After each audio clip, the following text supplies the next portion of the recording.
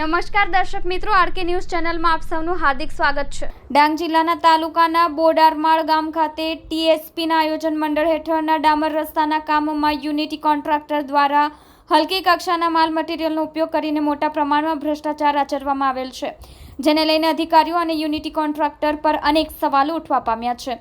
ડાંગ જિલ્લાના વઘઈ તાલુકાના બોડારમાળ ગામ ખાતે ટીએસપીના આયોજન મંડળ હેઠળ અંદાજિત 40 લાખના ખર્ચે ડામર રસ્તા બનાવવાની મંજૂરી કરવામાં આવેલ છે, પરંતુ સ્થળ તપાસ કરતા યુનિટી કોન્ટ્રાક્ટર મોટા પ્રમાણમાં ભ્રષ્ટાચાર આચરવામાં આવેલ હોય એવું સ્પષ્ટપણે જોવા મળી રહ્યું છે।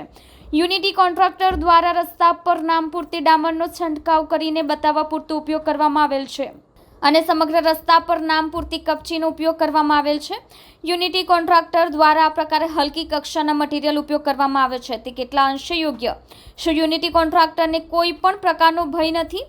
યુનિટી કોન્ટ્રાક્ટર કોના આશીર્વાદથી આટલા મોટા પ્રમાણમાં ભ્રષ્ટાચાર આચરી રહ્યો છે?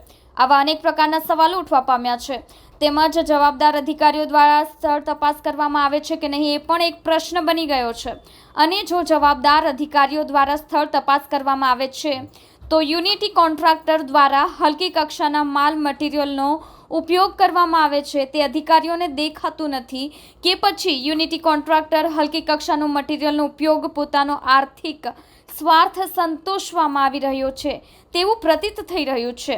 યુનિટી કોન્ટ્રાક્ટર દ્વારા ભ્રષ્ટાચાર સરકારની તિજોરીને ચૂનો ચોપડવામાં આવી રહ્યો છે, ત્યારે જવાબદાર અધિકારીઓએ પોતાની પ્રમાણિકતા સાબિત કરવા માટે યુનિટી કોન્ટ્રાક્ટર સામે યોગ્ય કાર્યવાહીના પગલાં લેવામાં આવે તે જરૂરી બની ગયું છે।